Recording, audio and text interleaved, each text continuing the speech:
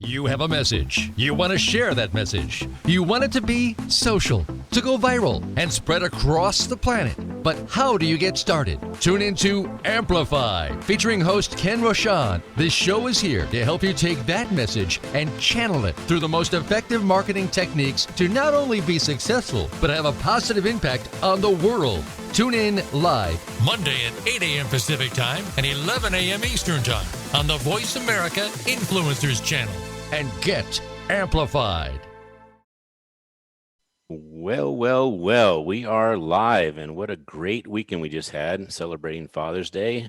And we're going to have Peter on to talk about his Father's Day experience. Andrea, how was your weekend celebrating Father's Day?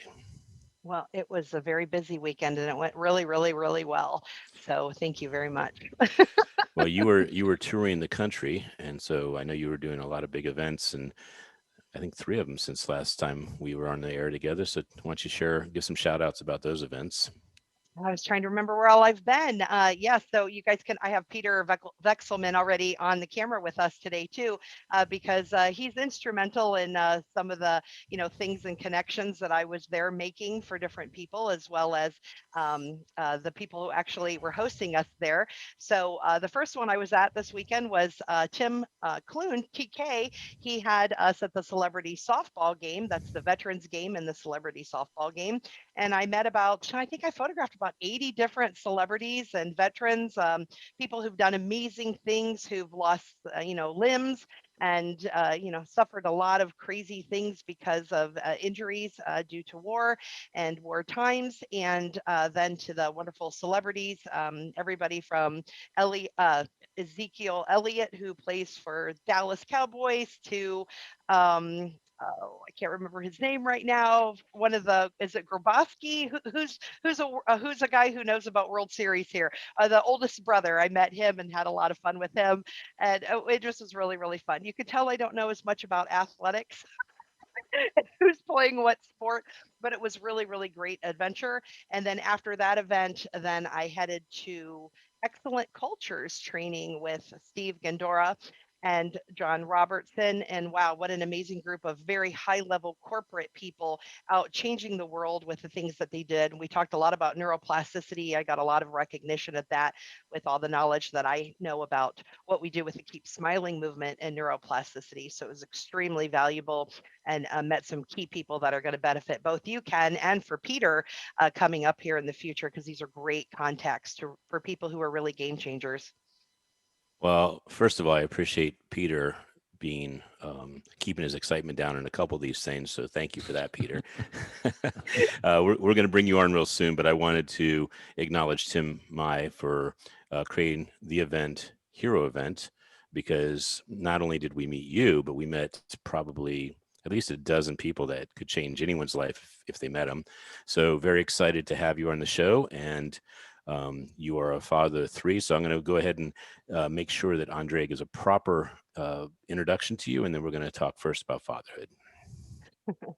All right, just a second, I will do that. So I want to thank our sponsors as well. That's the Umbrella Syndicate, Perfect Publishing, the Red Carpet Connection, Voice America Influencers Channel, the EMFfix.com, mymakeuplady.com, Lynn Benavides.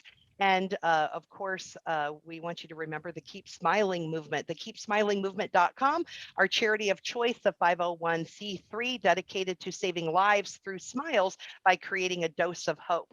And we have Peter Vekselman, as promised. He is nationally recognized as an authority in real estate. He has done over $3,500 in real estate deals. From what I hear, it's over 356 million in processing for all of those. His team, by the way, superb customer service. They actively invest personally with you and with their partners in multiple deals every month. They lead you. They're a passionate group of real estate agents, negotiators, marketers from coast to coast. That's who they lead. People who are amazing, doing amazing things in the world. He has a beautiful story about how he pulls all of his other business deals together to be able to create this so people's lives are changed. You can find more about Peter on the web at www.partnerdriven.com. Check him out on TikTok. He has over I think it's 756,000 followers. Instagram, over 100,000, growing every day. Thank you so much, Peter, for being here. And yes, we did meet you with Tim Mai's event at Hero down in Key West, and we're so pleased to have you here. Great to be here. Pleasure is all mine. Well, I will say that with that audio equipment, it is very apparent that one, you are in a lot of shows and you have a voice for this. So very cool. So how often are you using that mic to be on shows? Gosh, it's hard to say, but usually one way or another through a podcast, an interview, sometimes it's even through my own organization, I get on here or utilize this, 3 to 4 to 5 times a week at least. And so we can get a shout out to this wonderful technology, and maybe even I might put it on my birthday or holiday list. What is that particular mic? I have no idea. This is why I have the right people around me. They just show up, put it together, and I'm actually in my place downtown in Atlanta. So they showed up, put it together, left, told me hit this button to turn it on, turn it off this way, and that's all I know. Well, that is the proof that you are surrounding yourself with talented people, because it sounds fantastic. Thank you. I wanted to ask you about the Hero event. When did you hear about it? How did you hear about it? What made you go? Well, gosh, I've known Tim Mai, who obviously sponsors it and puts it on for years, well over a decade. He and I were in a couple of meetings together. Then he invited me to one of his private masterminds long time ago. He's not even doing what he was doing back then. And then he and I off and on stayed in touch. He's got I got a tremendous amount of respect of what he's done, both in this space, the info space, the real estate space, and various other things. And, gosh, he just called me one day and he and I were chatting. I'm not a big seminar guy. I don't go to a lot of masterminds. And he and I talked, and he just told me about the quality. Really, for me, it's the quality of people that show up. That's how I determine if I show up. And he just mentioned some names, and I thought it'd be a great place to go. And who wouldn't want to enjoy the location we were at during summertime, right? Exactly. I would deem you, of all the people that were there, I guess it was about 100 people, if my memory serves me correctly, but I would deem you the poker player. You're the person that is analyzing, taking everything in. And I did not know really much about you, but on the third day, you sure showed up because that was the day that Sean Callaghy gave an opportunity for people to really step up and contribute. And that was really a magical moment. And I just wanted to share with you that I was very moved and inspired by you. And I think that the Dose of Hope book is an opportunity for you not only to share your story, but to inspire others to do the same thing, because that choked you up a bit. I'd like you to, if you wouldn't mind, share that experience with the audience. Sure. Obviously it was a great mastermind with a lot of top talent there. Somewhere towards the middle of the event, they held a fundraiser that was headed up by Sean, but there was, I'll be honest with you. It felt nice to give, but there was a lot of great perks that came with that giving that we're now actually capitalizing on. So anytime you can give back and, you could help some people, but also along the way, gain tremendous opportunities to work with other people. It's taking place right now. You could always count me in. I wasn't going to lose that one, even though Sean was bidding against himself. I was able to put a kibosh to that and made it happen. Well, I really like that you acknowledge that this wasn't just a contribution move. It was actually a move to make a difference. It was a move also to connect with other opportunities. And that's a great way to raise lots of money, is connect people that want to give services that are going to all benefit. And then you have this explosive, I think they raised $400,000 or more. And it was just very magical. And I saw you and I saw Leo Chun and a couple other people just really get out of their comfort zone. And so that was an indication that we were playing really big, I thought. And it wasn't because of the money. It was because of actually stepping into not being that person that normally goes and says, I want to actually participate. So I just wanted to bring that up briefly. So and I wanted to share too, it's having worked with Peter's one of my clients. So in full transparency here, But his integrity with his company, when I saw him on stage do that, and I had said to him about, giving and so forth, Peter, you were like, yeah, you didn't see yourself as a giver. And every time I meet anybody who's worked with you or talked with your team, you are a giver every day. But I guess because you see that you get a benefit out of it, maybe you don't see yourself as a giver. And that integrity of you to tell everybody right away, hey, I received something for that gift as well as it being a gift. To me, that just allowed you to shine. That makes you someone really easy to work for because your integrity is just spot on. Thank you. And, I appreciate that. Thank you. and by the way, Peter, I don't think it's 100%, but it's pretty damn close to 100% of people that do give do get something back. They either get, a tax write-off, they get other perks, they get in-kind sponsorship, they get all kinds of publicity. Yeah. So we're always getting something, but when you put that kind of money up, you're making a difference for the cause. And that was the reason that people needed to step up, and you did. And you were one of the big, I think, of all the people, you were one of the top 2 or 3 people that stepped up. And so I just wanted to acknowledge you on the show because it is something that you can be proud of, because you could have gone a lot lower and played a lot smaller. So so that's that. So let's I understand you have 3 children. Is that correct? I do. 3 teenagers. 3 teenagers, boys, girls? Daughter, 21 almost. I got a 21, almost 20, and almost 18. Well, I know that we'll never know, but if you ever have a future child, I'd like to put my bid in for being the godfather. Okay, I just want to say. I thought I'd show Ken's book too. I just was reading this last night, A Father-Son Bond for Building a Legacy. It just was a really nice tribute that Ken did for his little boy when he was 3. And because I have such a great child, and he's now 8, and he just had his 5th book come out, Peter, 5th book. And that's exactly what he looks like, by the way. He looks like a cartoon. Okay, haven't seen all that. You are now officially will be the godfather, since you make these amazing kids, and sounds like you got it all figured out. Then yes, you could do it.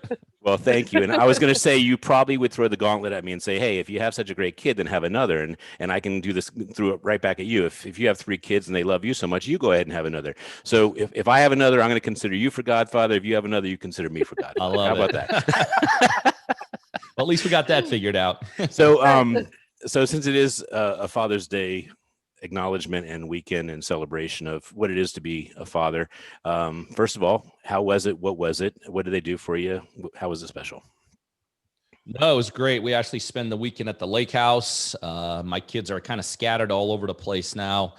So I connect with my kids. I try to connect with kids on a daily basis, whether it's through phone, text. Sometimes I'm actually, as soon as we're done talking here, I'm on my way to pick up one of my boys, and we're heading out to lunch. He and I usually get together for lunch 2 to 4 times. So I'll tell you, we're not necessarily big holiday people, but we're big relationship people. And, I try not to reserve special things for holidays, try to make them possible, as much as possible. But, I think you said yours is 8, but when they get into the college age years, they try to do their own thing. It's funny. My kids, don't do anything I do. And they make a show of telling me they don't do what I do, because it's uncool, but it is so cool because, I think one of you guys mentioned social media. On social media, you could see who's tracking you and who's following you. And so although my kids, if they were on here, would probably tell you that what I do is not the coolest thing, every single one of them tracks me and follows me. And I know behind the scenes does think it's pretty cool. Well, given their age, Peter, I will say that when I was their age, I noticed my dad got smarter every year until I graduated college, and he got really super smart. So you're going to get a lot smarter and a lot cooler as they get through the college years, because they're going to start realizing that what you're doing actually is not only cool, but it'll lead to a life of abundance, and it'll probably answer a lot of problems they have in life. So yeah, it's a natural transition. It's not one to be taken personally. It's one to be embraced. And the key with kids, you never want to stop talking to them. That's the key. Even when you don't think they're listening, you got to keep talking. That's great advice. So going one step above you, so I was able to, I'm K2, by the way. So that means Ken Jr. Yeah. And my son is K3. My dad is obviously K1. So we got together for Father's Day, and it was wonderful, because it's rare actually that we do get to all 3 get a photo together. And actually we didn't get the photo, but we got to eat together. So how about your dad? What's your dad like?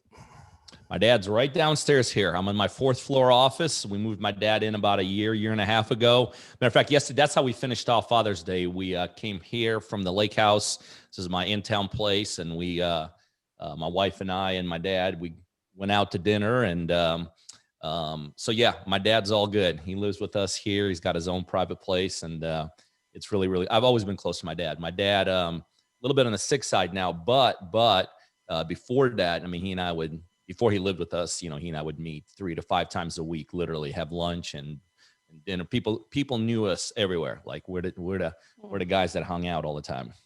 Well, because fatherhood is not just important to me, and I want my son to know it is. I've written a couple books about it. We're going to get off this topic soon, but I did want to have you share what you'd like to acknowledge about your dad, i.e., what you learned from him, and why his fatherhood role made a difference in your life.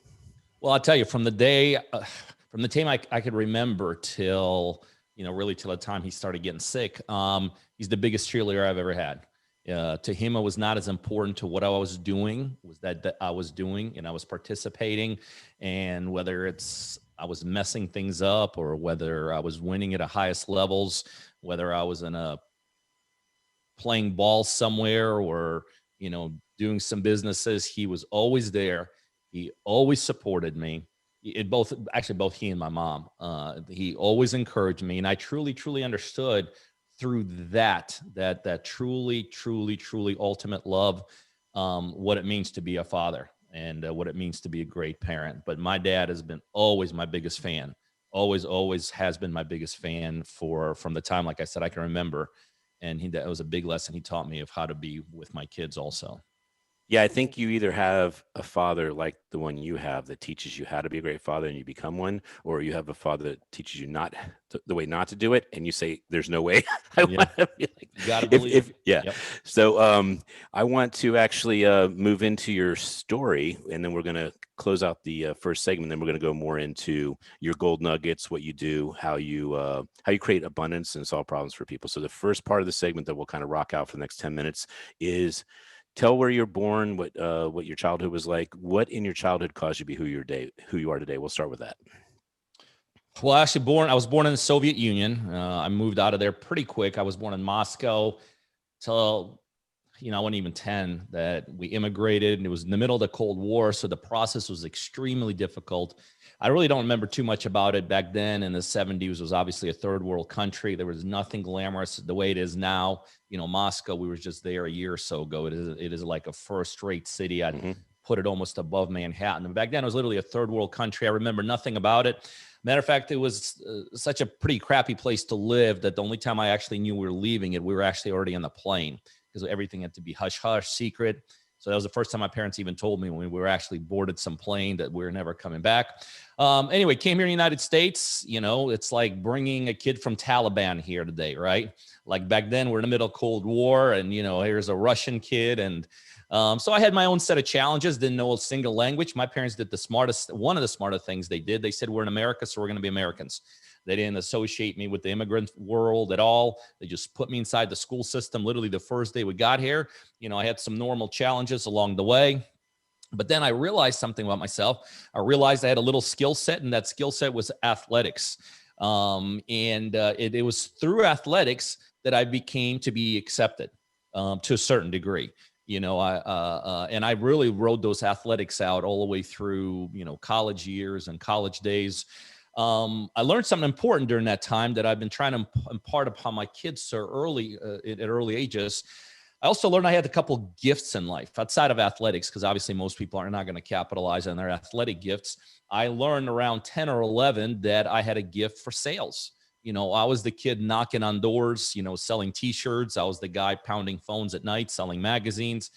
And, you know, I had that gift all the way through my whole life. But the interesting thing, it was not until I was in my 30s that I realized I had a gift. You know, up to that point, it was just a common thing. And that's one of the things, you know, I try to do with my kids now is I think all the kids we have, they all have certain gifts, and part of our responsibility as a parent is to identify those gifts. Had somebody strategically steered me in the direction of sales, people involvement, communications, at an early age, instead of me fumbling around till I was in my mid-30s, I think I would have achieved a lot more, a lot quicker than I have. But overall, I had an amazing childhood. As I already mentioned, my parents were always there for me, always supported me. My parents were very different than I am. My parents are both PhDs, world-renowned scientists. My mom designed nuclear power plants. My dad was the top engineer in the world when he retired. And the funny story along the way as I was growing up is that when my parents would go to teachers' conferences, they would be shocked. They couldn't believe it because I literally was the worst kid in school.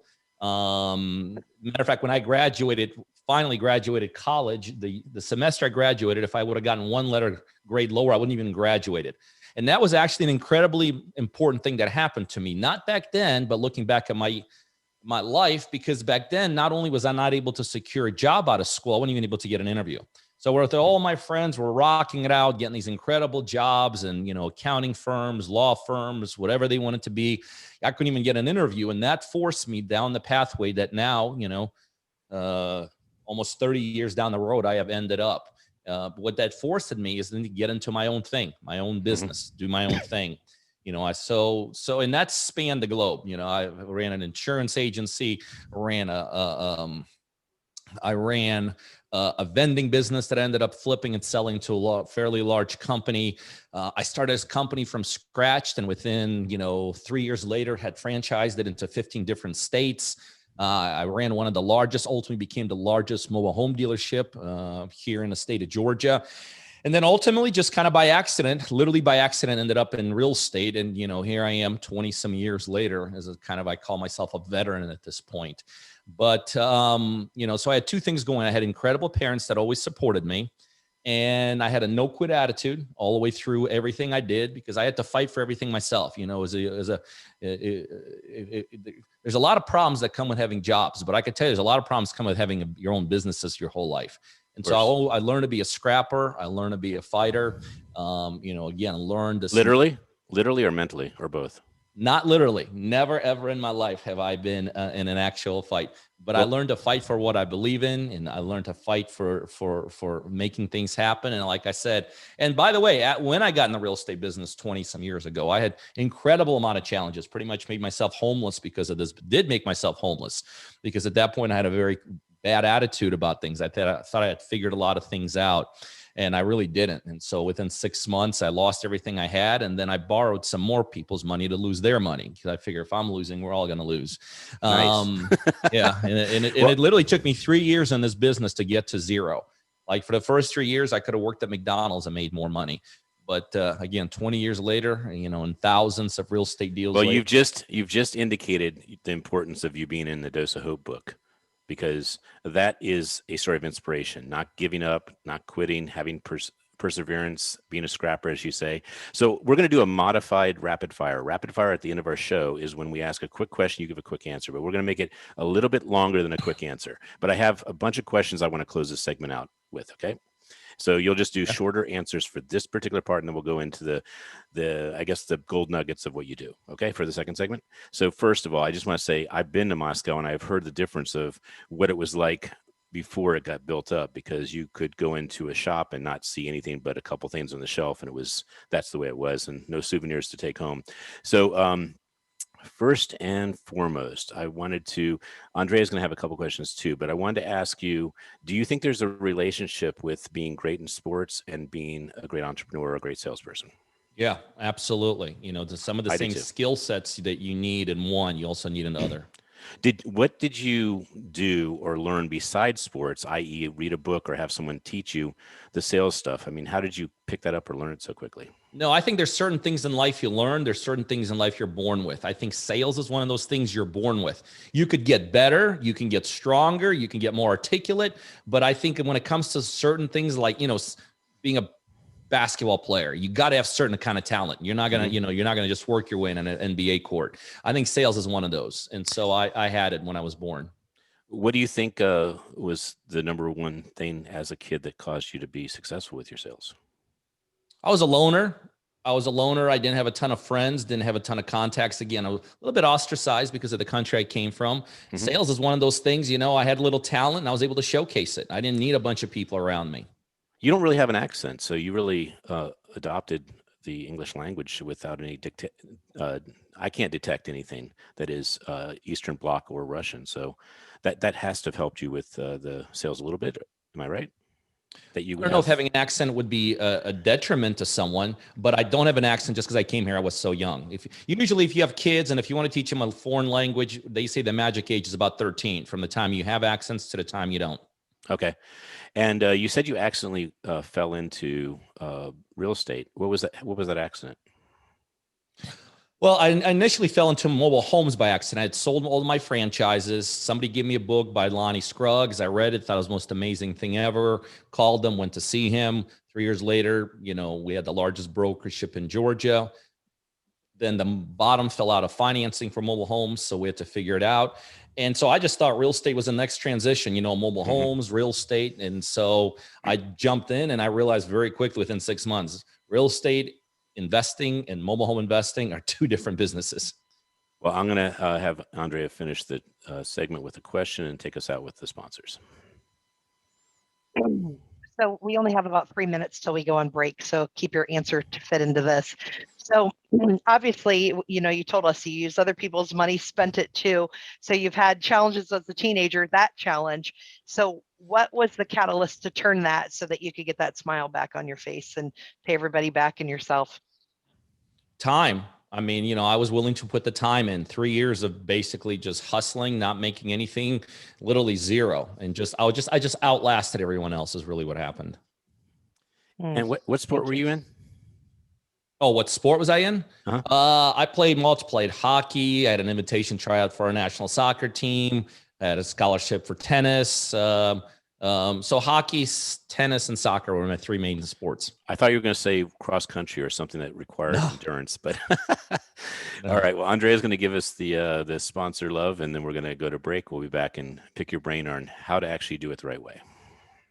Thank you again to our sponsors, bees.social, BEES.social, the crypto literacy program changing the world, and M2.cash, the new cryptocurrency that will be changing your future.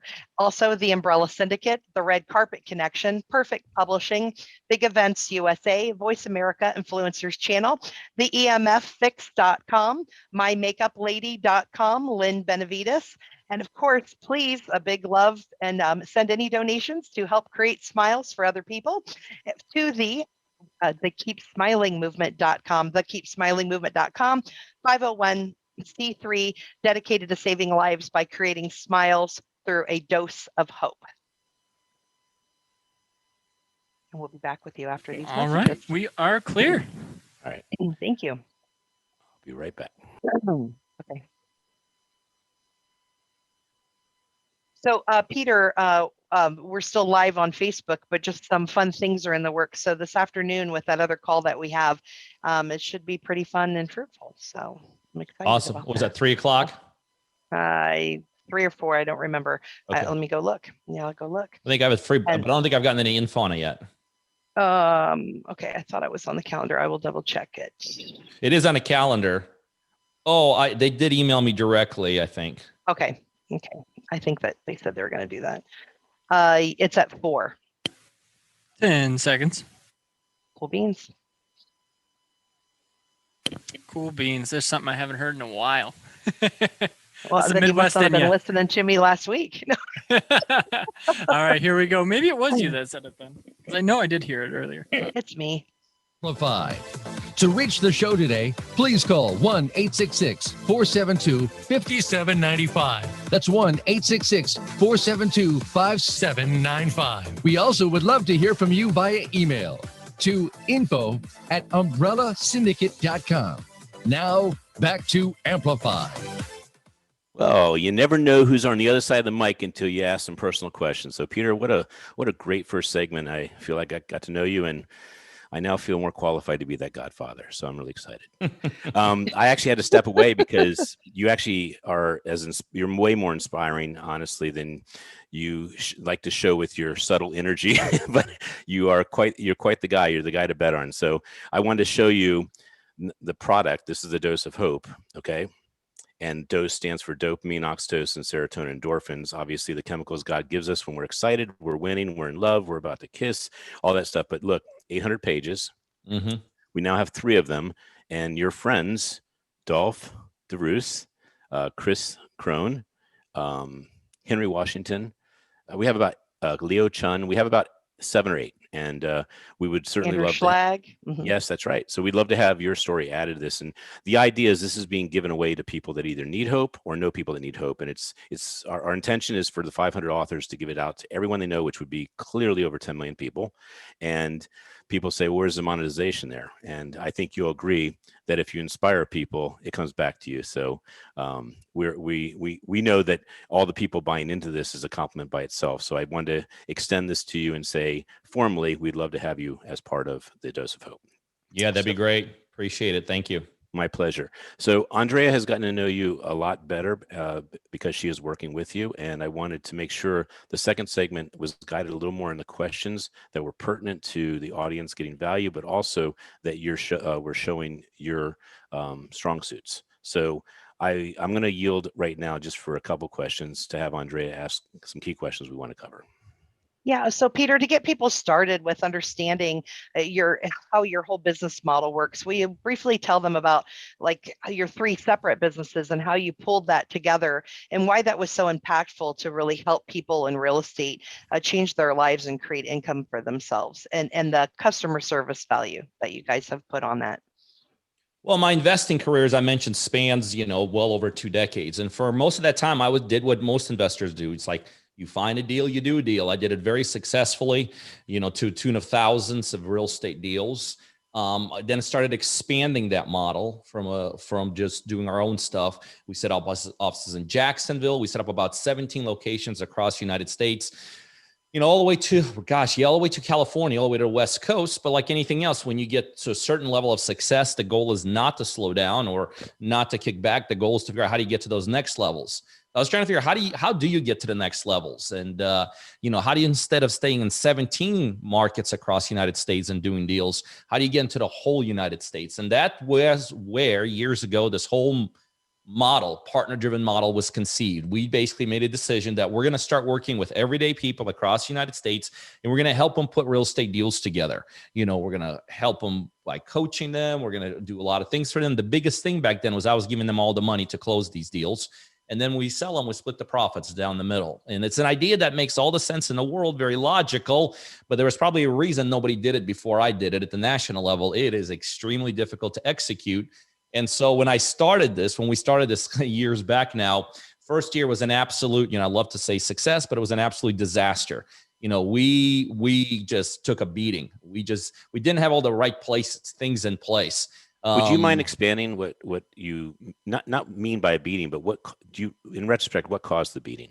Well, remember before, although we were doing things nationally with 17 locations, they were our people, our locations, ours trained by us. Then we decided, let's just take everyday people and let's kind of trust them that they know what they're doing, at least enough at the local level, and to execute deals. And so that was the mistake. We didn't have the right checks and balances in place.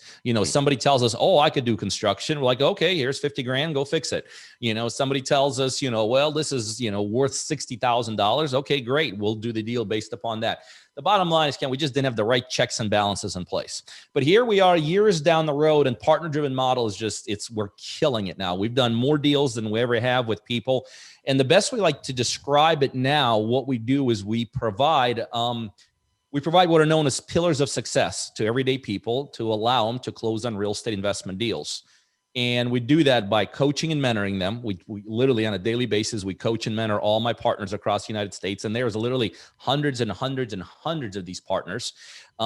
We spend money and generate leads right where they live, so we know what the right deals are coming in.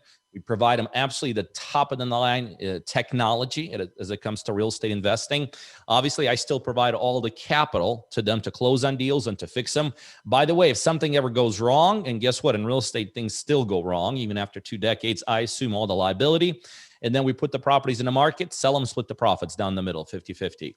And that is the partner-driven model. And so all my deals now are no longer the way we used to do them, kind of find our own deal, do our own deal. We've left that model behind. We're all in with our people across the United States. So 100% of all the deals that I participate in now are with our partners across the United States.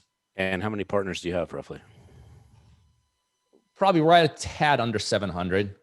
And your partners are responsible for finding the deal because you're financing it. It wouldn't make sense that you're finding the deal and financing it. So they're Well, no, we're helping with that. We generate leads for our partners. I mean, we do literally 90% of the work.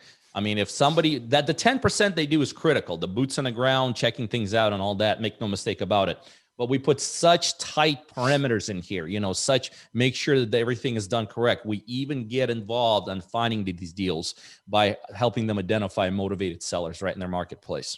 I think this might be the $100,000 question, but you can tell me, what does constitute a good deal? How do you find a deal? It's all numbers driven, 100% numbers driven. It's not a location. It's not a type of structure. It's not how small, it's not how big, it's not how many bedrooms it has, not all the things that people think about. It is 100% all numbers driven. No matter what technique or strategy you do, it's always number driven. And it all comes down to the kind of equity that's involved in this deal and the kind of money that could be made. But it's all numbers driven. It's all percentages driven. Have you written a book about this? No. Desire? Maybe. Okay. So I'm guessing it's very proprietary, that particular question. What are the numbers that what is the formula? No, that's not, no. It's simple. If you do a quick turn, basically you're in and out of a deal. You want to have about a 25% equity. If you're staying in a deal for an extended period of time, like if you want to fix it, invest money into it, you want to have about 35 to 40% equity. But there are some, it's in real estate, nothing's necessarily black and white. Mm-hmm. And sometimes there are some extenuating circumstances that move that dial. But, as from a kind of a overview, that's a good way to look at it. Yeah. I mean, anything in life, including being at a blackjack table, has to do with knowing the numbers, knowing the percentages. And if you don't know them, you probably will lose more than the person who does know them. So yeah, I wouldn't expect the real estate to all be, if you hit these numbers, you're always going to get this. There's still a little risk, but you've minimized that risk. And because you've minimized it, it's a good business, right? You got it. That's okay. All. It's exactly what it is. Well, I'm going to turn back over to Andrea for a couple more. Go ahead, Andrea. Well, Peter, when I share this with people, because I've been very impressed with what you've done. I've been not only as a publicist, because that's my job, but just because I've seen it and because we own real estate, I see the model, how amazing it is. So I'm repeating it all the time. And people literally don't believe me because it sounds too good to be true. So help them hear why this is not too good to be true. Why do you do it? What? Because they don't get what's in it for them and what's in it for you. I do, but I want to hear it from your mouth. Well, what's in it for us is the same thing. People, I want to do more real estate deals. They want to do more real estate deals. I have experience I bring to the table. I have lead flow I bring to the table. I bring capital to the table. But in the same time, having said all that, real estate is still a local business. It is very difficult to just blindly and aimlessly buy deals across the United States without having some boots on the ground.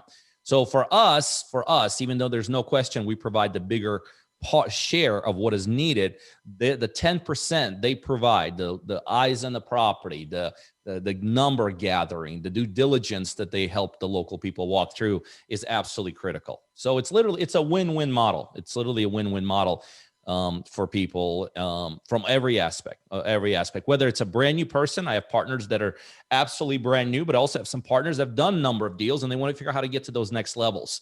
And I could show people how to scale their businesses to very high levels. So if I was in the audience, I would be thinking, where do I find out more information? So let's just make sure we let our audience know how to find out about who you are, follow you, get on that TikTok, and also go to the website. How do people follow you? Sure. Well, if somebody wants to follow me through social media, the place to do that is through Instagram. And that's just, Instagram.com/Peter Vekselman. So if somebody wants to see on a daily basis what I do, how I do it, hear more about the partner-driven model, the partner-driven way, that's the best way to follow me. If somebody wants to actually apply to be one of our partners, they just go to our website, and that's www.partnerdriven.com.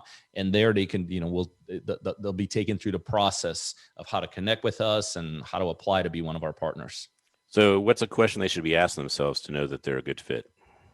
Well, it's the usual question of somebody who wants to be successful. Are they willing to pay the price of success? Are they willing to put the time, the effort? Are they willing to go through the challenges of success? Success does not discriminate against anybody, but make no mistake about it, there are shortcuts to success. And what we are is the ultimate shortcut for anyone that wants to be successful in terms of becoming a real estate investor. So what is a successful partner look like as far as their kind of numbers of success? What kind of money would they be making income?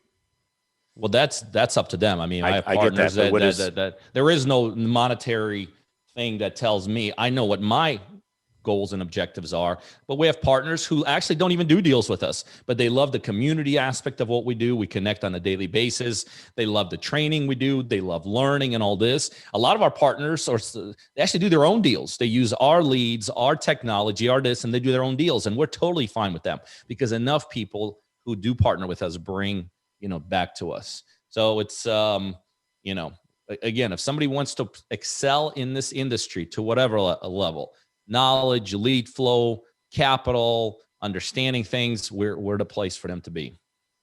So I would like to direct the next attention to the person who put us together, Andrea, because she not only got me down to Key West to meet lovely people like yourself, but she is a publicist for a lot of successful people or people that want to be a lot more successful. So why a publicist? Why her? Well, we're at the, my dad's always taught me, you spend half your life building a reputation, you build the other half living off the reputation. And we built a very, very successful investment company. We've developed a great reputation in the space, and now it's time for me to live off of that. It's time for me to get the word out about the message of the partner-driven model. It's time to showcase what we do. It's time to showcase our partners. Time to showcase the model to bring on new partners. And what better person than a PR person? And so that's how all of this came together. All right, Andrea. Thank you. So I want to share. All right. So one of the things I found most exciting about your website and what you do is like you're given from the second people come in. So people can come in with no strings attached to even just look at everything. And then from there you build even further. So tell me about how you build up this system of customer service. What made you decide this is what everybody needs so that they'll be successful? Well, remember, we used to invest across the United States ourselves. We had specific 17 locations, but we understood what the local operators needed. We understood that the type of hand-holding that's needed. We understood what things need to be centralized. To this day, there's a lot of things we centralize for all of our partners. So I think really what got us to the point we're at is by going through it ourselves first. We became our own partners in 17 locations.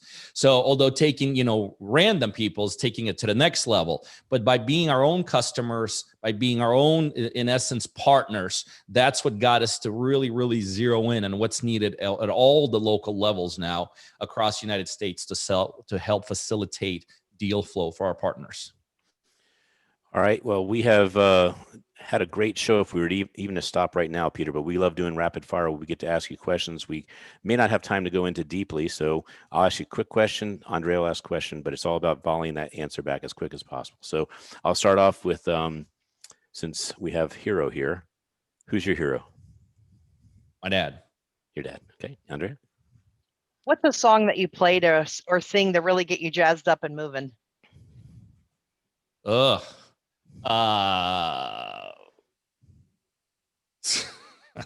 You can skip. So goofy. All right. And what book changed your life? You have a book?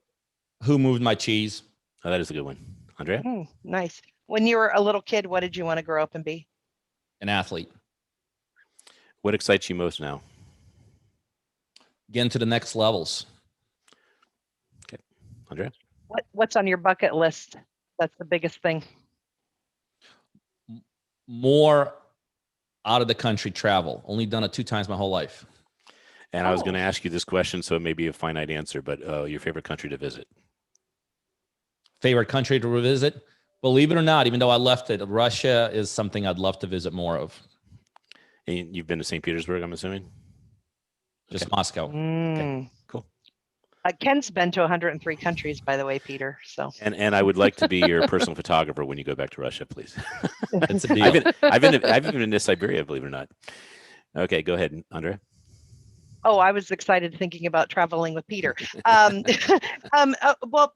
Peter, Ken always likes to know what everybody's favorite books are.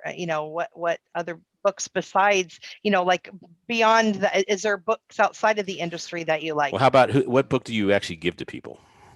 Mm. Right here. Books like this. I'm a big Think and Grow believer in Rich. I'm a big believer in self. You got to work on yourself. There's certain things that you have limitations on, but the ability to grow yourself, work on yourself, I think is one of those. It's the most, in my opinion, one of the most gratifying things to do. Agreed. So I hope this one lands for you. I'm a big movie buff. What movie inspires you? Wolf of Wall Street. That is a good one, isn't it? I just watched that's the that. one you watch again and again, isn't it? Mm-hmm. Yeah. All right, Andrea. You finish, Ken, because I know we need to get those in for the time. Okay, so I actually would like to do something, Peter, interesting, different. What question would you like to be asked that would help our audience know you better? Look, the reason that I'm here is with Andrea and all this, again, for me, it's about spreading the message. And I will tell you, 22 years ago, if somebody would have told me really what's really possible if you were to build a real estate business, the only thing I'd do different is I do it all over again. I do it quicker. Okay. And so I will tell people that are listening that the real estate industry is an incredibly, incredibly powerful industry. It's got its downside. It's got the thing. But I think the message of partner-driven way of doing things is the most powerful messaging out there in the real estate side. So for anyone that wants to level up in life, for anyone that wants to get into those higher income levels, higher lifestyle levels, I will tell you, I will put what we do at Partner-Driven against anything out there. And your website again? Partnerdriven.com. That is such a good website name. I do have another question really quick, Ken, because I've been looking at our Keep Smiling movement and what you're doing, Peter, and thinking because a long way before meeting you, I wanted to do real estate as a way to fund all of this nonprofit. And I'm introducing him to other nonprofits today about this. How do you see that working? Well, one of our missions here is that as we expand, we have an internal goal of doing a one deal a day with a different partner, which is extremely difficult to do. Not multiple, but one deal a day with a different partner across the United States. And when we get to that level, which is very, the goal is to do it this year, actually. It's a huge undertaking. But once we get there, the goal is then to start taking part of the profits that we're making and start contributing it at the local level. And so then the partner-driven breaks the barriers of just partner-driven, us helping people, but then it's us helping people and in turn helping local communities and organizations. All right, so we're going to finish with two quick questions, and I always like these ones. Who's someone you wish you could meet? Tony Robbins. That's not a bad one. Good. Oh, and then easy. What's a quote you live by? Let's kill it.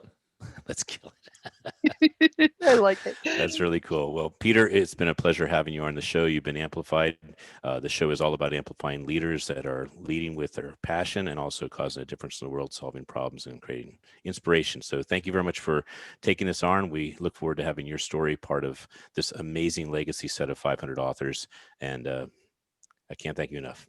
I appreciate it. Really enjoyed it. Thanks, guys. And thank you to our sponsors. Our featured sponsor is Bees.social, the crypto literacy program changing the world, M2.cash, the cryptocurrency that's going to be changing your future, the Umbrella Syndicate, Perfect Publishing, Big Events USA, the Red Carpet Connection, MyMakeupLady.com, Lynn Benavides, the EMFfix.com, Voice America Influencers Channel, and of course, charity of choice, the KeepSmilingMovement.com, a 501c3 dedicated to creating smiles to save lives by creating a dose of hope. All right. So we enjoyed having Peter. If you know somebody that has an inspiring story like Peter, please let us know. And Peter, we do have a rule about this $36,000 gift we're giving you. You do need to pay it forward. So we will look forward to actually hearing from you who the 2, 3, or 4 people are that inspire you, that deserve to have this gift to come into this this project. And it's called The Dose of Hope. We also have a very interesting book coming out called The Birthday Book. It is 365 pages, 365 heroes. And we are picking these people based on how they are showing up in the world to cause smiles, abundance, and of course, inspiration. So I'm Ken Rashan, Arn Amplified. We look forward to seeing you and hearing from you. Thank you very much. Thank you. We hope you've enjoyed this week's edition of Amplified. Be sure to join Ken Rashan Again next Monday at 11 a.m. Eastern Time and 8 a.m. Pacific Time on the Voice America Influencers Channel. Now, go get your message heard.